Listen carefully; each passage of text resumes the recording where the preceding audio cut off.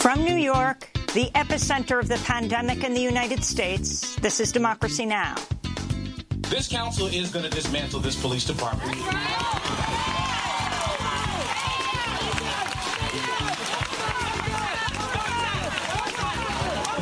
All right, they're telling me to say it again. This council is going to dismantle this police department. After nearly 2 weeks of historic protests, the Minneapolis City Council's announced it will move to dismantle the city's police department in the wake of the police killing of George Floyd. We'll speak to Minneapolis City Council member Jeremiah Ellison. Then we'll look at the growing movement to defund the police with Professor Alex Vitale, author Michael Denzel-Smith, and activist Linda Sarsour.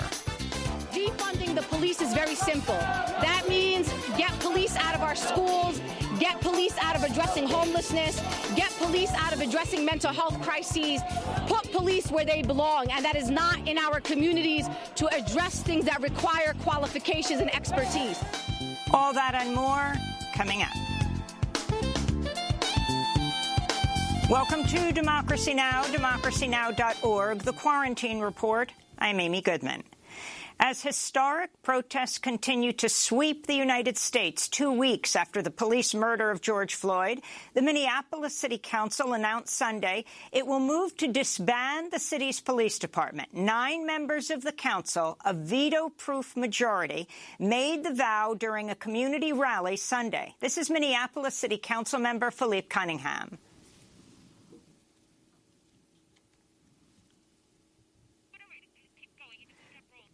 We'll get to that clip in a moment. The vow to disband the police came just days after the Minneapolis City Council voted to ban chokeholds and neck restraints. Derek Chauvin, the former officer who killed Floyd by kneeling on his neck for nearly 9 minutes, will make his first court appearance today. Let's go to that clip of Council member Philippe Cunningham. This work is not new. We know that.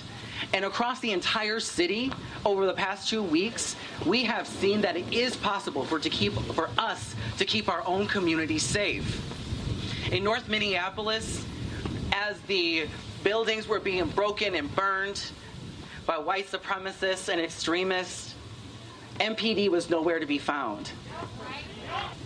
While we have no paradigm for policing that is not rooted in white supremacy, we do have a paradigm and a way to have community safety that is rooted in community and justice.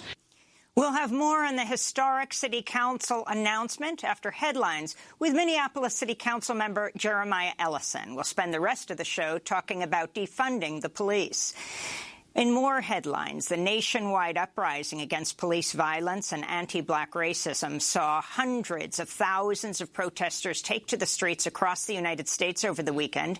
In New York, large-scale protests took place throughout the city, many continuing into the night in defiance of an 8 p.m. curfew. In San Francisco, thousands of protesters shut down traffic on the Golden Gate Bridge. In Richmond, Virginia, protesters toppled the Confederate statue of General Williams Carter Wickham and doused it with paint. Many in Virginia, including some of Wickham's own descendants, had called for the Confederate statue to be torn down for years. On Friday, protesters around the country wished a happy 57th birthday to Breonna Taylor, who was shot dead by Louisville, Kentucky police inside her own apartment in March. She would have been 27 years old. This is a protester speaking at a rally in Los Angeles. Today we're taking a stand against police brutality, and we're taking a stand against the system of oppression we see with the police department. And it's not that it's a white cop or a black cop or a Mexican cop. They don't have color in the police department. They have one color. It's blue. We'll bring you voices from the protests here in New York City later in the broadcast. In Washington, D.C., Mayor Muriel Bowser had the words Black Lives Matter painted on a section of 16th Street that leads to the White House. The words, in giant yellow capital letters, span more than a block and are visible by satellite photos from space. Black Lives Matter D.C. accused Bowser of engaging in performative actions and called out her past support for the district's police department. Protesters later painted the words "Defund the police" next to the words "Black Lives Matter" in large yellow letters. Former Secretary of State Colin Powell became the latest Republican and prominent former Pentagon official to criticize Trump's militarized response to the protests. Powell also endorsed Joe Biden for president. This came as President Trump said Sunday he'd ordered the National Guard to leave the streets of Washington, D.C. Trump's reversal came after ABC News reported last Monday President Trump got into a shouting match with a top Pentagon official demanding the mobilization of 10,000 troops in Washington, D.C. and other U.S. cities to suppress protests. On Sunday, Utah Senator Mitt Romney broke with other Republican lawmakers and joined a march in Washington, D.C. Finding a way to end violence and brutality and to make sure that people understand that Black Lives Matter. Protests also intensified around the world as crowds poured into the streets in Britain, Germany, France, Spain, Denmark, Canada, Japan, South Korea, Tunisia, among many other places. Protesters gathered in front of U.S. embassies and some capitals as they demanded an end to police brutality and racism in both the United States and their own countries. In Spain, demonstrators rallied in front of the Rota U.S. military base in Cadiz, as well as the capital, Madrid, and other places. In Britain, protesters in Bristol tore down a bronze statue of 17th century slave trader Edward Colston and threw it in the river Avon. In London, protesters wrote "Churchill is a racist" on the memorial statue for former Prime Minister Winston Churchill. In Columbus, Ohio, an investigation's been launched into the death of 22-year-old protester Sarah Grossman, who died soon after getting pepper sprayed at a protest. This comes as reports of police violence against protesters continue to pile up. A warning to our TV audience, we're about to show graphic images of police violence. In Indiana, 21-year-old Balin Brake lost his right eye after a police officer fired a tear gas canister directly into his face at a protest in Fort Wayne. In Texas, 26-year-old Brandon Saenz lost his left eye, 7 teeth, and fractured his skull after a Dallas police officer shot him in the face at close range with an unknown projectile. In La Mesa, California, 59-year-old grandmother Leslie Fulcrum was filming a Facebook Live video of a protest when she was shot between the eyes by a beanbag round fired by police. What's wrong with her? Oh, my God! Oh, my God! Oh, my God! Oh, my God! Are you okay, ma'am? Are you okay? Fulcrum was hospitalized in an intensive care unit and placed in a medically induced coma.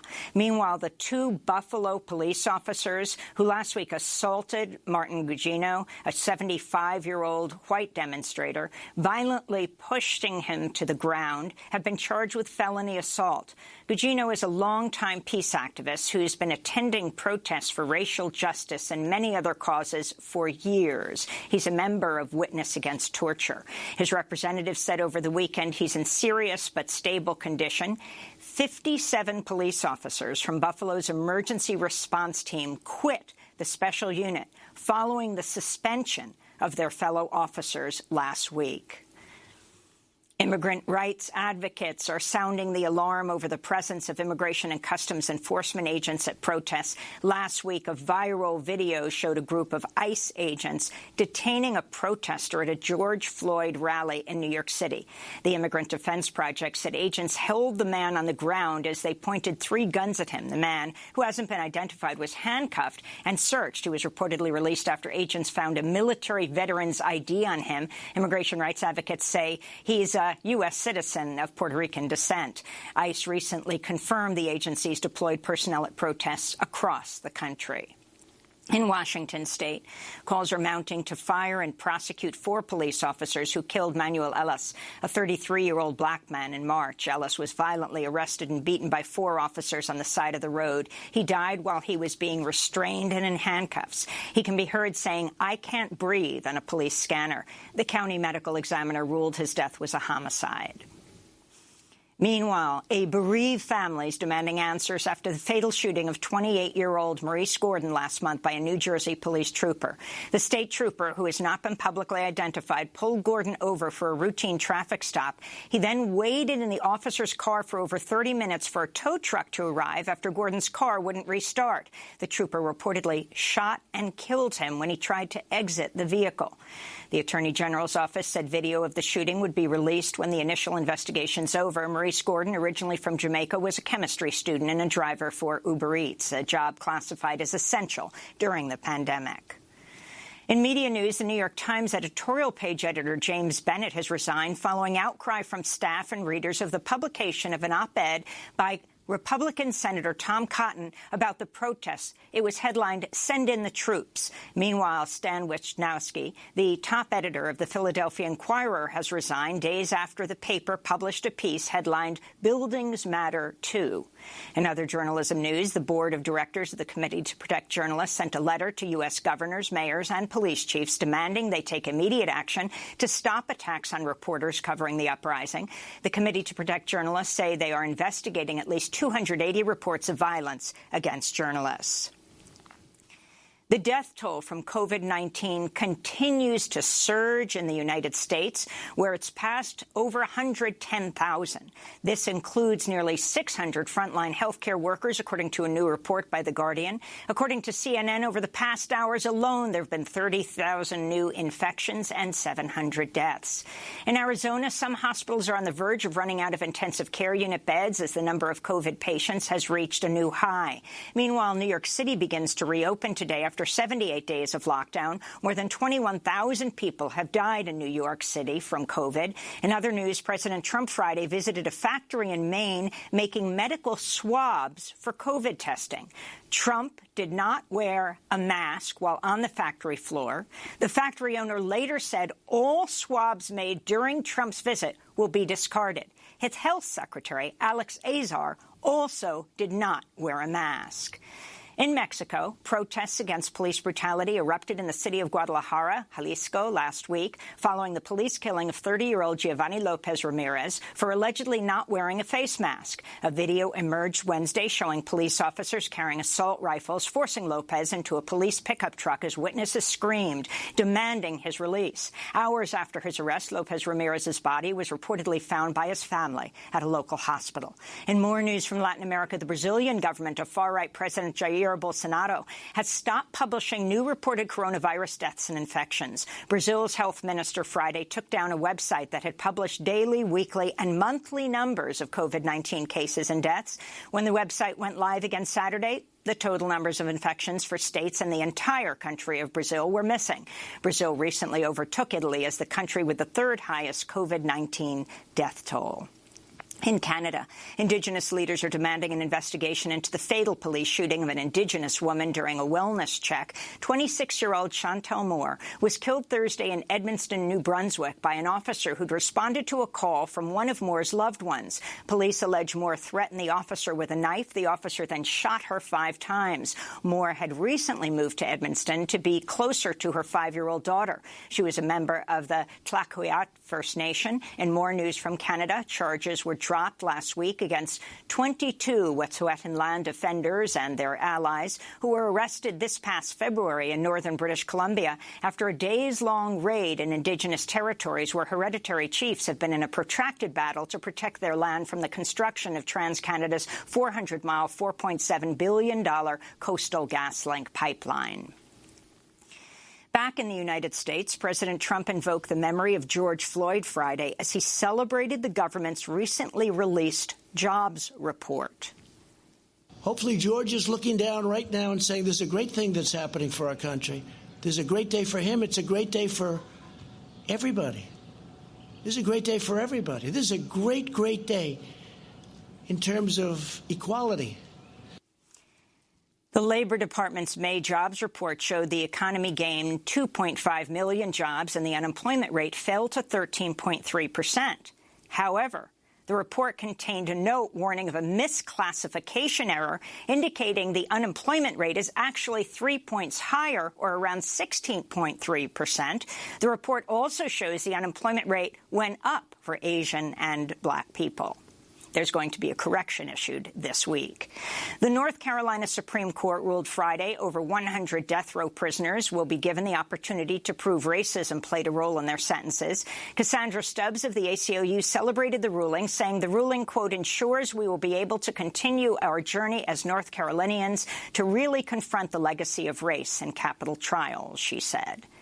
And in sports news, the NFL has issued a video message in support of Black Lives Matter and apologized for rejecting black football players' protests against police brutality and racism in the past. This is NFL Commissioner Roger Goodell. We, the National Football League, admit we were wrong for not listening to NFL players earlier and encourage all to speak out and peacefully protest. We, the National Football League, believe Black Lives Matter. In the video, the NFL commissioner, Roger Goodell, did not name or directly apologize to Colin Kaepernick, the former San Francisco 49er quarterbacker, who was shunned from the league after he started taking the knee in 2016 during the national anthem as a protest against police violence. And those are some of the headlines. This is Democracy Now!, democracynow.org, The Quarantine Report. I'm Amy Goodman. The City Council of Minneapolis announced Saturday it would disband and abolish the police department responsible for the killing of African-American man George Floyd, following nearly 2 weeks of mass protest and growing calls to defund the police. In a statement, 9 of the city's 12 council members said, quote, decades of police reform efforts have proved that the Minneapolis Police Department cannot be reformed and will never be accountable for its action. We recognize that we don't have all the answers about what a police-free future looks like, but our community does, they said. The historic announcement comes after years of organizing on the ground by groups like Reclaim the Block, Black Visions Collective, and MPD 150. This is Minneapolis City Council President Lisa Bender speaking Sunday.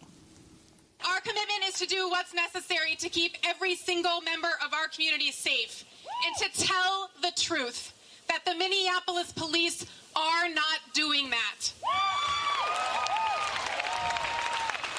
Our commitment is to end our city's toxic relationship with the Minneapolis Police Department, to end policing as we know it, and to recreate systems of public safety that actually keep us safe. A supermajority of Minneapolis City Council members support disbanding the police department, meaning Minneapolis Mayor Jacob Frey, who opposes abolishing the police, can't override their efforts.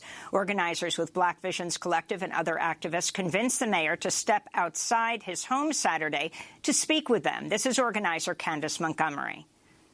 Jacob Frey, we have a yes or no question for you.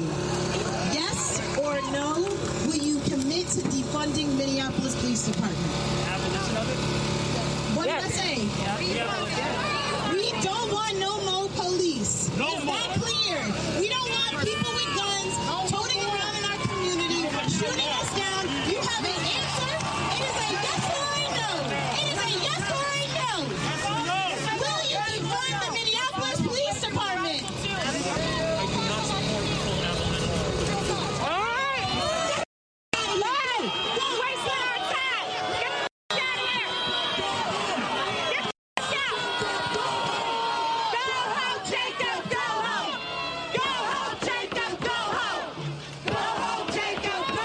This rally was in downtown Minneapolis. Candace Montgomery reminded demonstrators that Mayor Frey is up for re-election next year.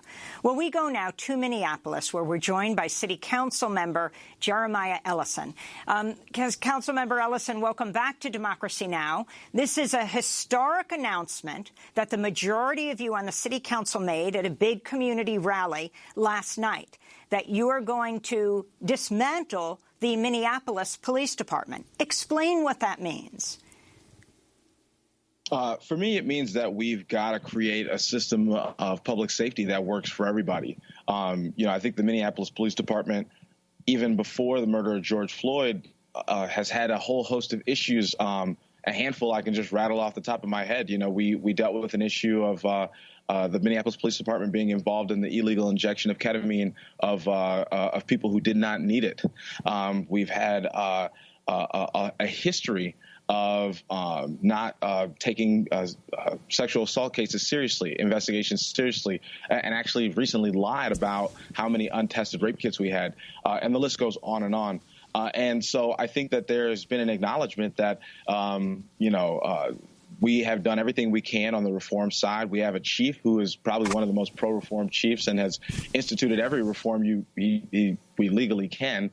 In fact, he himself had here? sued the Minneapolis Police Department for racism. Isn't that true, years ago? That is true. That is true. And so I think that when we're looking at, having an amazing chief, and we're looking at having a council who has pushed for reform, and it's not just that the relationship is bad. The relationship is untenable.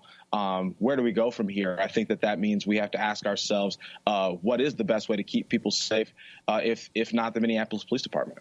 So explain exactly what this would mean. You made the announcement. You haven't had a vote in the city council. So what happens today?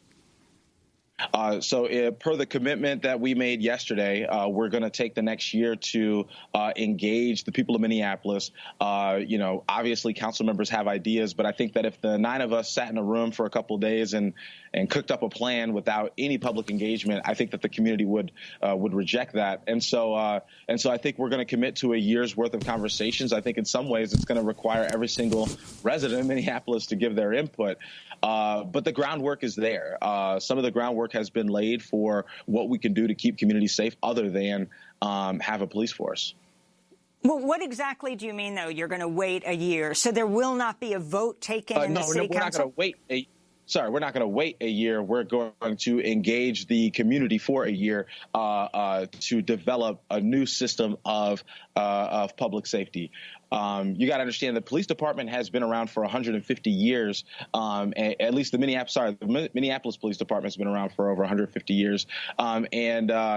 And police departments all around the country have been around a lot longer than that. I think that we owe it to the city of Minneapolis, to our residents, to develop a plan that moves forward intelligently, that moves forward in a way that works. We're not going to hit the eject button on the police department today, for instance, because we do not have that new system in place. But we have to start the conversation somewhere. Yesterday was the start of that conversation. So will there be a vote? And what will that vote be on in the city council now? At some point, there will have to be a vote about what our new system of public safety looks like. Just to give you an example, one of the most effective programs that we've been able to fund, really on a shoestring budget, is our group violence prevention program. It's a program that helps young men get out of gang activity and remove themselves from gang life. It's a program that's been more successful in getting gang members to choose a different path forward for themselves than sending them to jail or anything else that we've tried in the past. That's just one program, for example, that I think that we need to actually put our investment in to get fully operational so that we can keep our city safe. We're going to have to figure out how to address things like active shooter situations, and we're not. We're aware of the fact that some situations are extremely difficult to de-escalate, but most of what police do. We did a study last year of 911 calls, and we realized that one of the top calls that police make are for what we call emotionally disturbed persons or mental health calls. Do we need someone with a use of force background to answer that call? Do we need a gun present at a call like that? Do we need a gun present at a call for a forged $20 bill? I think that the answer to that is no, and we've got to. But we've never, as a country, leaned into figuring out how do we address issues like this without force, and I think that my colleagues and I are committed to figuring that out.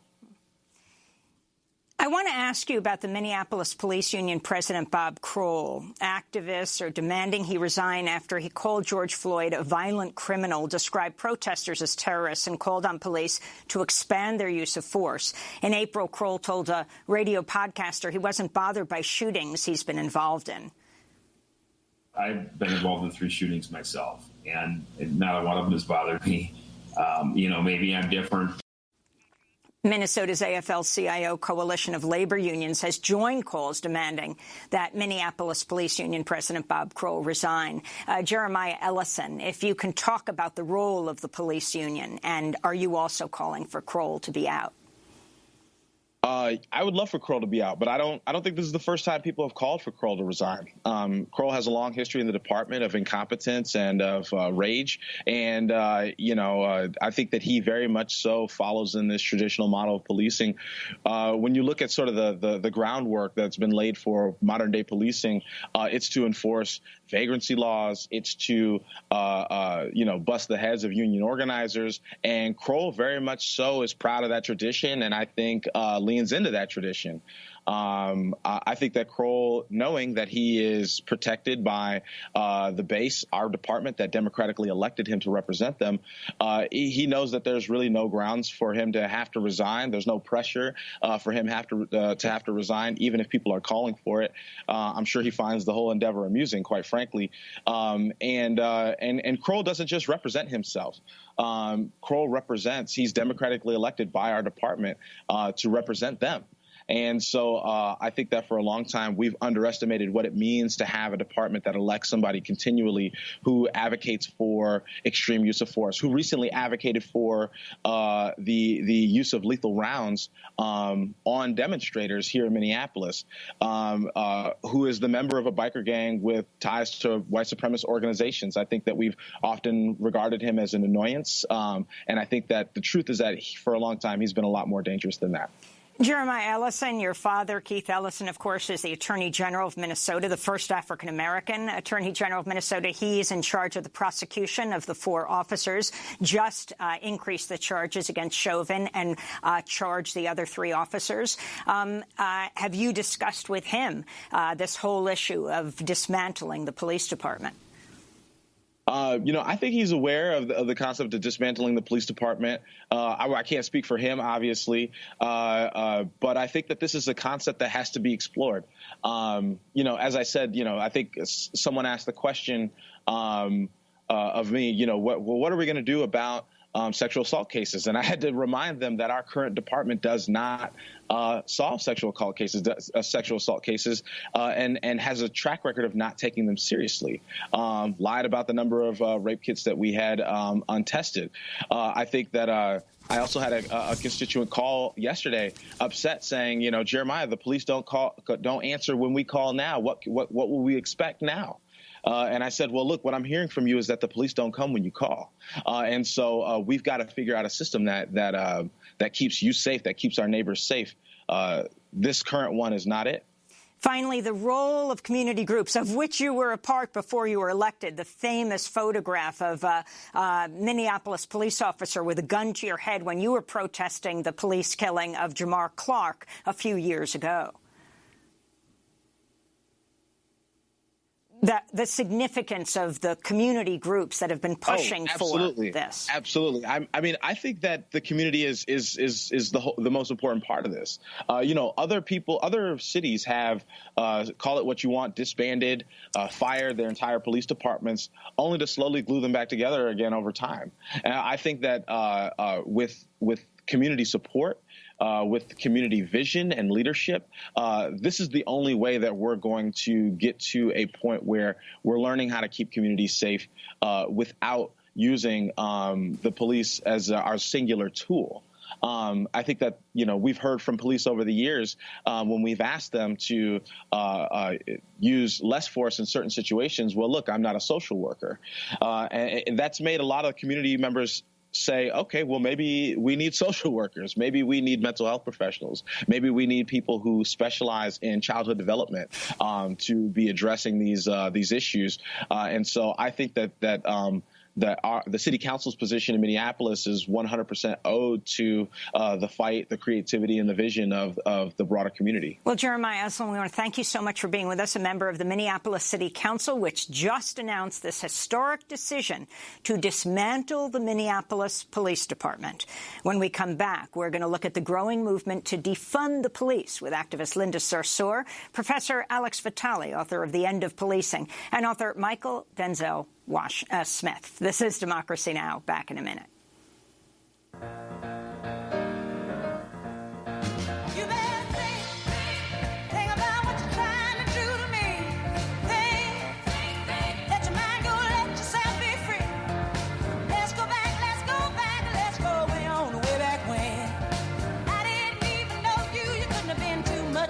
teens. Ain't no psychiatrist, ain't no doctor with degrees, but it don't take too much time to see what you're doing to me. You better think about what you're trying to do to me, yeah. Let your mind go, let yourself be free. Oh, freedom, freedom, freedom, oh, freedom, yeah, freedom, now freedom,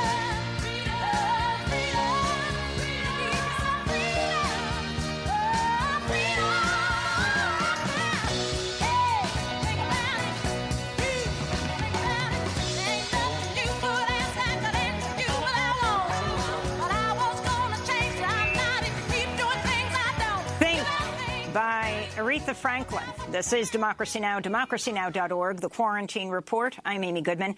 After nearly 2 weeks of massive demonstrations here in New York City calling for police accountability, Mayor Bill de Blasio's pledged to shift some of New York funding for police and reallocate it to social services. He made the announcement in a press conference on Sunday.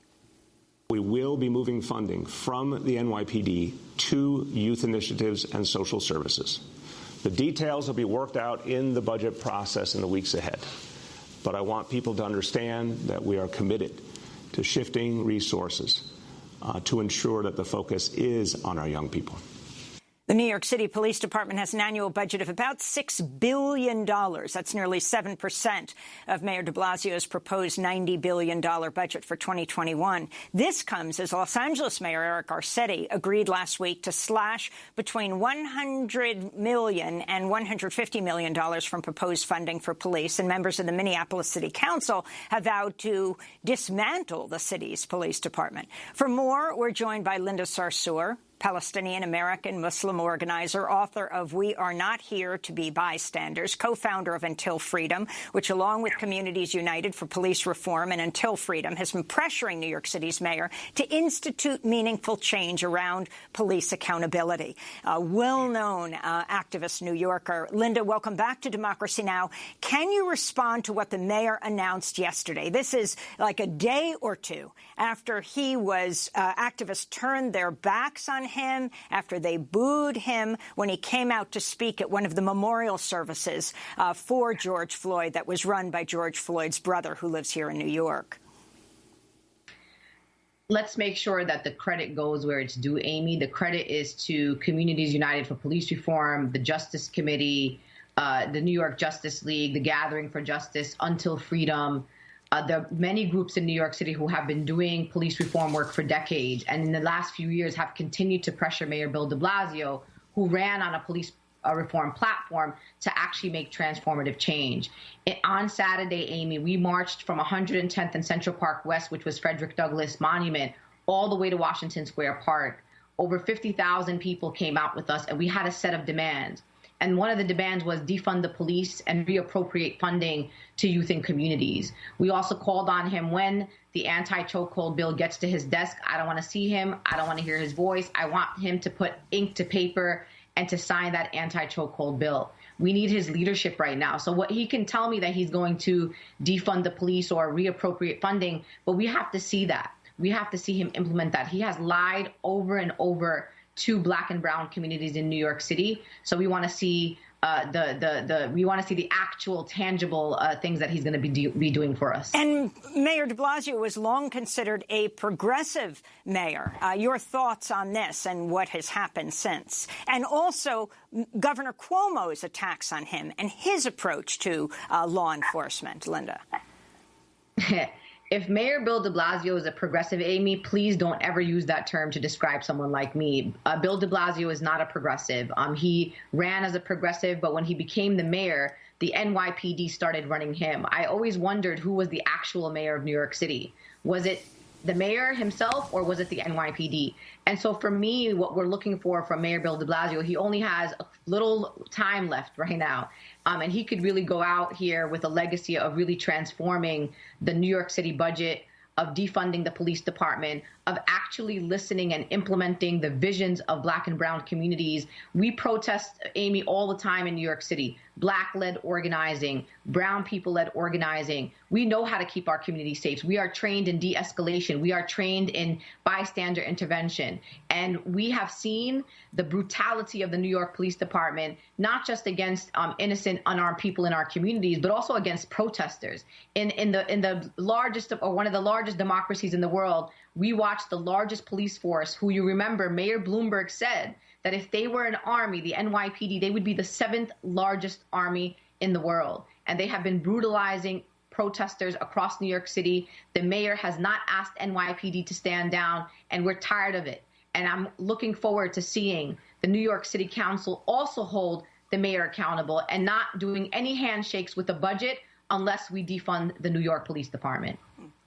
So, Linda Sarsour, this call to defund the police that is echoing throughout the country, explain exactly what it means. And would you say that it goes along the lines of what the Minneapolis City Council says they're going to do within the next year, and that is dismantle the police department? Is it to completely cut off the $6 billion to the New York Police Department, or reallocate a lot of money?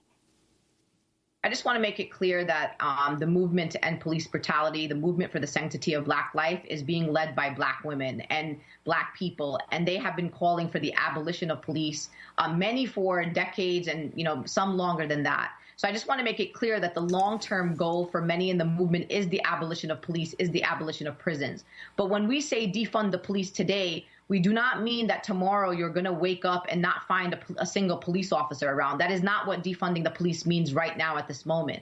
What it really means, Amy, and it's very rational and it's very reasonable, is that we need to take cops out of our schools, cops out of addressing mental health crises, cops out of addressing homelessness, and reallocate those resources to services, to adequate housing, to case management, to economic opportunities in our community, to reinstate programs like the Summer Youth Employment Program, to make sure that we have, for example, protective equipment for healthcare workers, making sure that we have clinics and hospitals and access to healthcare for Black and brown people, for undocumented people in our communities, better buses and better infrastructure and better transportation. So what we're saying is, let the cops do what the cops are supposed to do. Keep people safe. They are not social workers. They are not mental health professionals. They are not educators. So they are actually engaging in activity that does not match the qualifications nor the criteria of a police officer. That is not what they are trained to do in the police academy. So why are we sending them to address things that have nothing to do with them? So what we're saying is, in New York City, the police department has,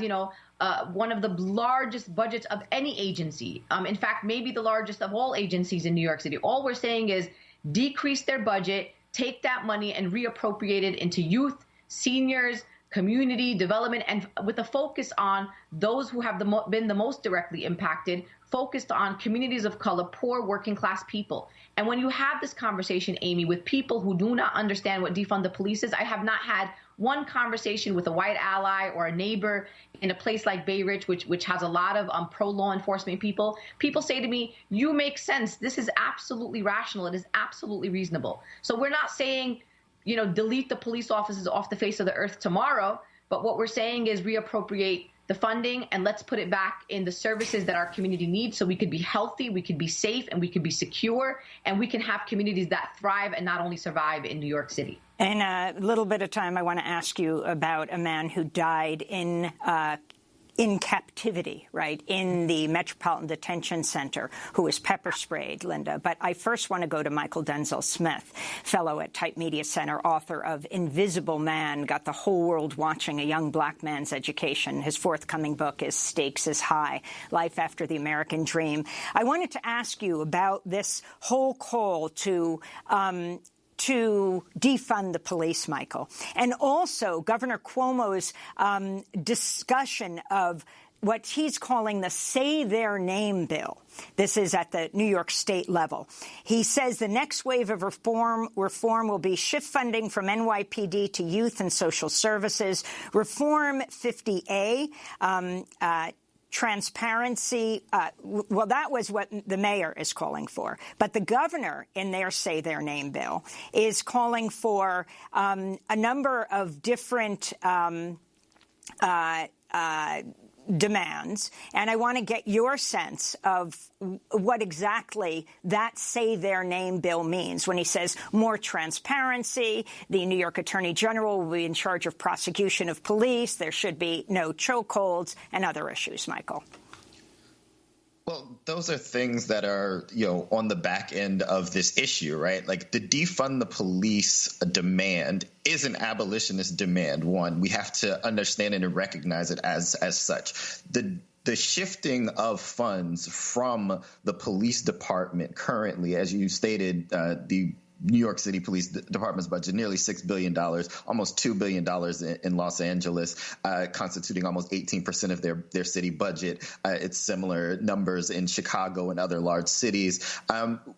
Those are funds that could go toward building the type of institutions and infrastructure for the health and safety of people. Like Linda was just saying, you can invest that money in things that people actually need. I mean, the one thing that has come of this global pandemic of COVID-19 is an understanding of what constitutes essential. What do we actually need? And police have shown that they are inessential. They are not there to do what people imagine them to do. They don't protect and they don't serve unless you are rich and white. And so in that instance, if you continue to fund the police at the rates that you do, and you are denying other services those funds, what you set up is an untenable situation in which you always need the police because a system of inequality requires that violent enforcer when there are uprisings, as we've seen the police enact in the suppression of these uprisings in the past couple weeks. So the call for defunding the police really is sort of the first thing, right? It is one of the first demands. It goes along with decriminalization. It goes along with the building of new institutions that are actually community-oriented safety measures, and also getting rid of white supremacist, heteropatriarchal capitalism, taking a shot right at the heart of what that means and how that is undergirding every institution in the United States. Defunding the police is one step toward that, and it's a crucial step because it gets people to understand that they have prioritized the police in ways that are unhealthy for so many of us, that are dangerous, that threaten our lives. Let me ask you about Campaign Zero, efforts at reform. They released an 8 Can't Wait campaign with 8 reforms they claim would reduce police killings by almost 3/4. Abolitionists are responding with an 8 to Abolition platform. Explain all of that. Yes. So in the midst of this Campaign Zero, which is a organization of sorts that came out of the Ferguson uprisings and has been at the forefront of activist organizing around police violence. They've delivered to us stats on policing and police violence and use of force that have been crucial and they've been uncovering things about police union contracts, and those things are really essential. But their program, the 8 Can't Wait, the policy reforms that they issued and came along with this nice graphic and were shared on social media, they're really milquetoast reforms, right? And then what they do is sort of change the rules of engagement for police, right? Like they say, you have to issue a warning before shooting, or you can't use chokeholds, or you can't shoot at a moving vehicle, and so these sorts of things. And while those things could do something in terms of the reduction of police violence, by Campaign Zero's own admission on their website, the 72% number, the reduction of police violence by 72%, would only happen if you go from having 0 of these reforms to having all 8 at one time. Then you would reduce police violence by 72%, but already across the country, a number of police departments have these reforms in place. What that means, though, is that you're not getting at what the actual issue is, and that is the broader issue of policing as a structure being meant to, and always having been in its historical roots, a measure of suppression, a measure of violent law enforcement of white supremacy and capitalism. And so The 8 to Abolition response, which has been led by Black feminist abolitionists, is to say these are actual reforms that are also actionable items right now that you can do that actually strike at the heart of policing. It reduces points of contact with police so that we don't have we remove police from schools. We're decriminalizing so that we have fewer interactions with police. We're setting up community-led conflict resolution so that people don't call the police for these minor conflicts, such as like noise complaints or parking violations and stuff like that, that could be handled if we were talking to one another. These are things that are actionable right now and that you can do to divest from the idea of policing carceral logic that is seeped into all of our thinking, that the police are somehow a necessity in safety when they've proven over and over that they're not. In a moment, we're going to be speaking with Alex Vitale, the author of The End of Policing. But I wanted to ask you, Linda, about the 35-year-old African-American man named Jamel Floyd, another Mr. Floyd, who died after being pepper sprayed by guards inside the Metropolitan Detention Center. Floyd had been held at the Brooklyn jail since October 2019. His family said he was asthmatic. On Thursday, protesters gathered outside the MDC to demand justice for Floyd. Inside, prisoners knocked on their walls in solidarity. This is Floyd's father, James Floyd, speaking at the protest. They claim he had a heart attack. They lied.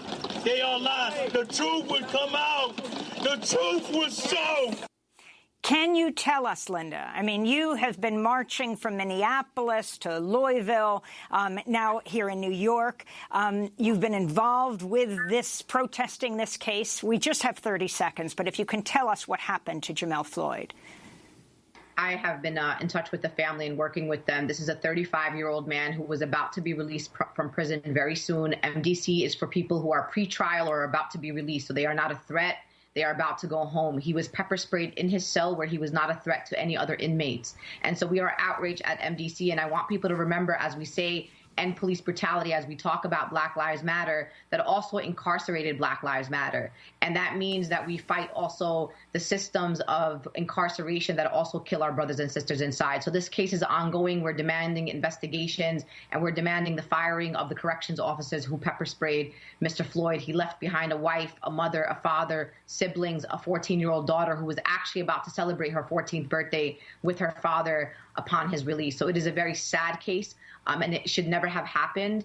And we need New York City to also focus not only on our brother George Floyd, but also on justice for Jamel Floyd.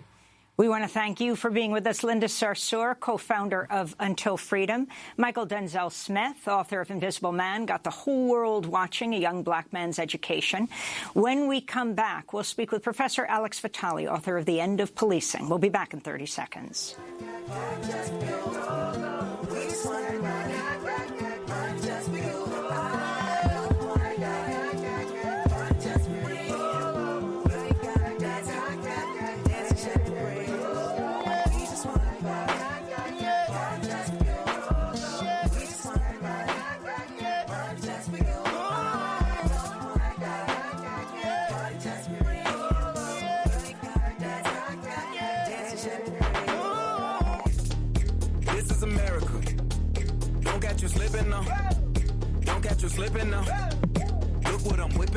This is America by Childish Gambino. This is Democracy Now! I'm Amy Goodman. This weekend, activists in Washington, D.C. updated a massive mural unveiled last week by Mayor Muriel Bowser on the 2-block stretch of road that leads to the White House.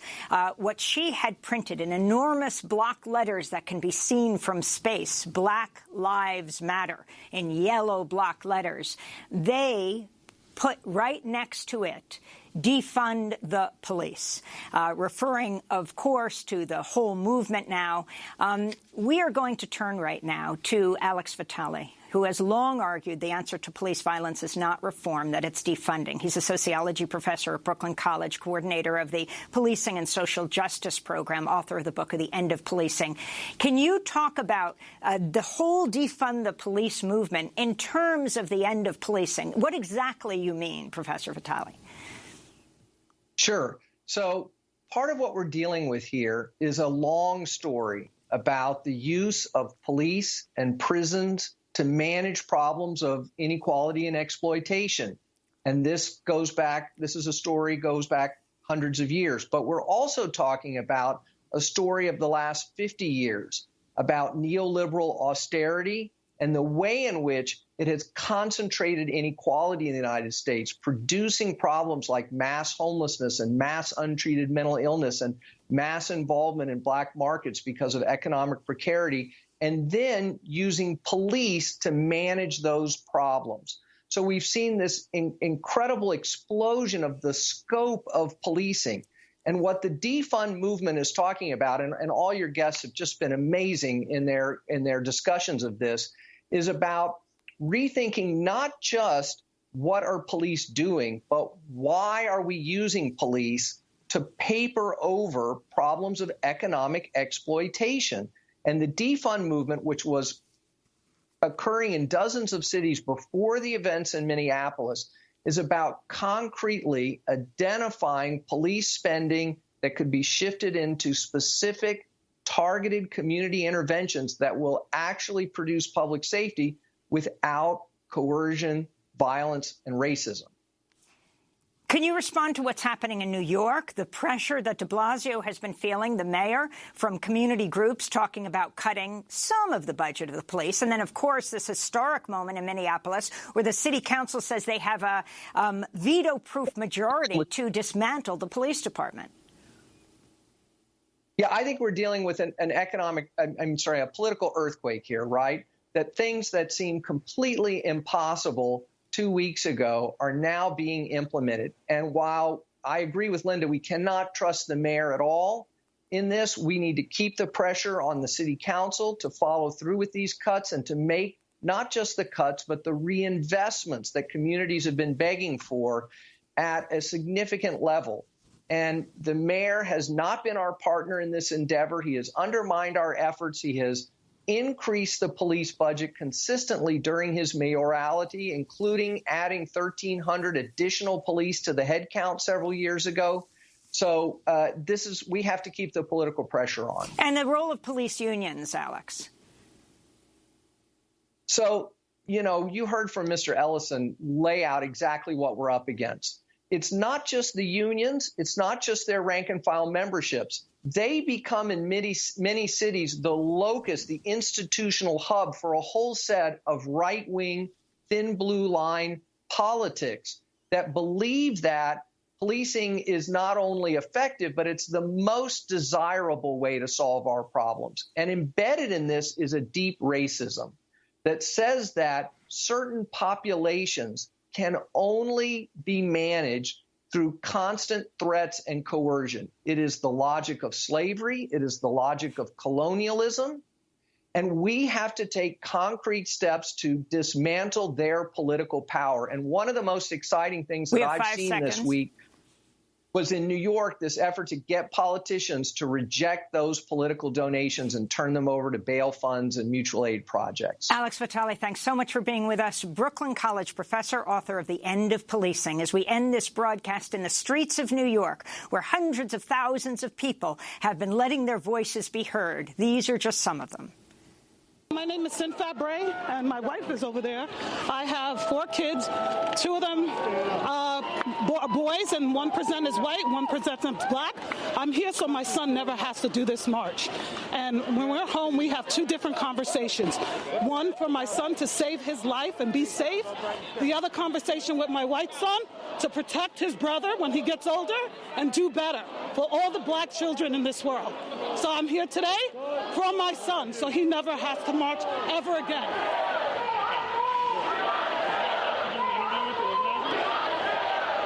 Sometimes what happens is we lose sight on what we're all fighting for. We can get distracted. And I want people to remember Breonna Taylor. She is not forgotten. She is why I'm here. We are fighting for her. I can't tell you what this march means to me today. This is history being made right now. And I'm glad to be a part of it. Breonna Taylor. Well, my name is Nakia McClain. I'm out here because, one, I'm a woman, I'm of color, I'm a mother of 2 boys, 2 girls, and it's important. We had enough. This is the time. The time is now. So that's why I'm out here. Breonna Taylor! again, a woman of color who was unjustly gunned down in her home. And of course, we know it's because of the color of her skin. You know, with these cops, it's always shoot, ask questions last. But if you're white, they ask questions before they do anything else.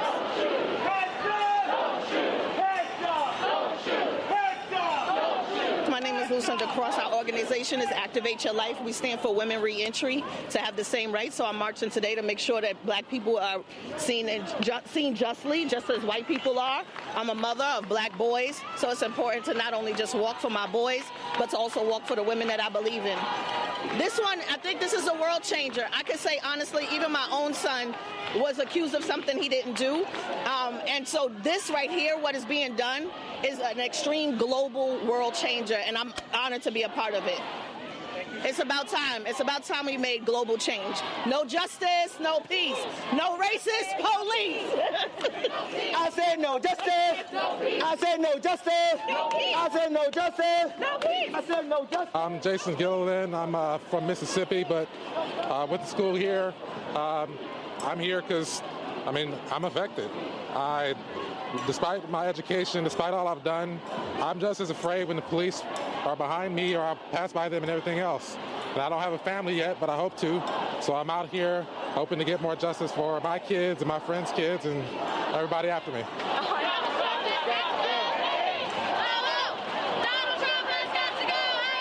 What else can we say? Every opportunity he's had to say something positive or help, he's done the exact opposite. He's done all he can to say that he's not racist, but he makes sure to say that when racist things happen, there's good people on both sides. We compare the riots anywhere else in the last few weeks that he said about thugs and when the shooting starts, but when Charlottesville happened not that long ago, there were good people on both sides. When people were brutally beaten and run over by cars, and every opportunity to do the right thing, and he does the wrong thing on purpose. So at some point, you got to believe him for who he is. And that's why you got the response that you do. This is Megan Hockaday. She's from Oxnard, California. And March 28, 2015, police was called because of a domestic dispute. 20 seconds after arriving, police opened fire and killed her. She was only 28 years old. And this same police officer was just involved in a shooting 1 year prior. That person didn't die, but people knew that there was a problem. And just like many other stories, nothing came of it. Very little justice was had at all, and many people don't even know her name. So along with Breonna Taylor and George Floyd and Eric Garner and Tamir Rice and everybody else, Megan Hockaday deserves her attention, and she deserves her justice too. Off of the sidewalks and into the streets! Off of the sidewalks and into the streets! Linda Sarsour, I'm a Brooklyn activist. I'm a co-founder of Until Freedom, and I'm here organizing like we've been doing for the last many decades, as you know, here in New York City for police reform. We're literally watching history unfold before our very eyes. As an organizer, it's different. I feel different. This is a moment where people have said enough is enough, and they mean it this time. No peace! No peace! No peace! No peace! No peace! Voices of protest in New York. Special thanks to John Hamilton and Iada Faga, and to Sadie Lutmer in Minneapolis. That does it for our show. Democracy Now! Is working with as few people as possible on site. The majority of our amazing team is working from home. If you want to sign up for our daily digest, go to democracynow.org. Democracy Now! Is produced with Renee Feltz, Mike Burke, Dina Geisler, Libby Rainey, Nermeen Sheikh, Carla Wills, Tammy Warren, Tarina Nadura, Sam Alkoff, Tabe Murray, a studio, John Hamilton, Rabbi Karen, Honey Massoud. I'm Amy Goodman. Thanks so much for joining us.